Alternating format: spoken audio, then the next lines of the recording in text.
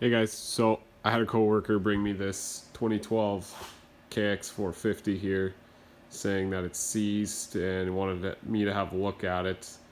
So when I was tearing the bike down, I first of all, it wasn't 100% seized. You could feel it was about to turn over with the Kickstarter. But when you're at that point, don't even bother kicking it. If it's noticeably hard to do, don't ever force it. You're just gonna make things worse. So anyway, I said I'd have a look at it. I tore the head cover off, and immediately I could tell I'll show you a video of it after, but the chain tension, the cam chain tension was completely gone. Like it was the chain, I could grab it and pull it up and down, and it obviously skipped a bunch of teeth.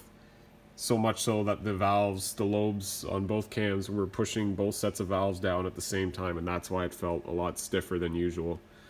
Thank God he got really lucky. It doesn't look like the piston met any of these valves. So again, if a guy tried to kick it over a bunch and made it worse, the chain slipped more, you would have damaged the valves and the piston, and he'd be looking at a much more expensive bill. So don't ever force it. If it's stiff, you need to investigate. So he got off really lucky. What had happened was these cam chain tensioners fail, and I've got the old one here. So they're automatic cam chain tensioner. This is my first time ever working on one of these Kawasaki's, but I believe the rest of the manufacturers, it's the exact same sort of scenario. It's these spring-loaded cam chain tensioners. So here's the old one.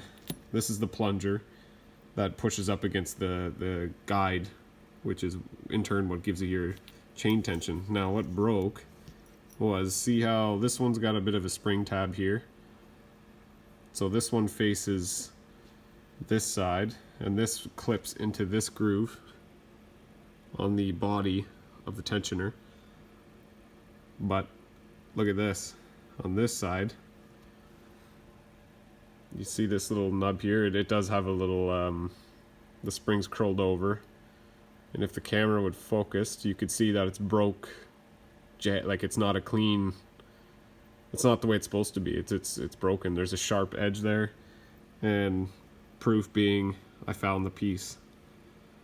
This little hook broke off the end of this half, and this is what rests in this notch here, and this slides in all together in the back, and that's what you're actually, when you're winding the tensioner to relieve tension, you're turning clockwise, and your screwdriver actually goes into here, and that's what it's turning. But anyway, so that had snapped, and essentially the tensioner lost all tension. So you could push it in by hand, and it would never reset itself.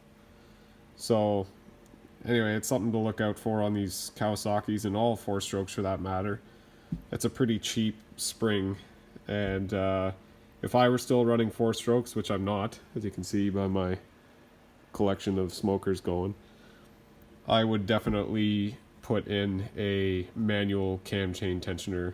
And yeah, you have to keep up on the maintenance a little bit more. You check it every once in a while, but just a straight up bolt through there, and you manually checking the tension every once in a while, you know it's never going to fail like this. And this could have been a lot more expensive than it was. So anyway, it's something to keep an eye on. This is the new one. It comes like this. It's already loaded for me. It's retracted, and they give you the lock key with it. So as soon as I pull that lock key, that plunger is going to spring outwards.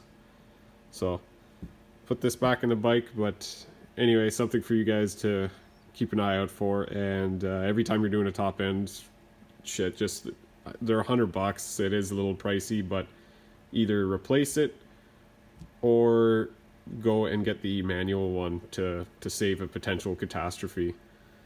All right, hopefully this helps, and yeah, talk to you guys later.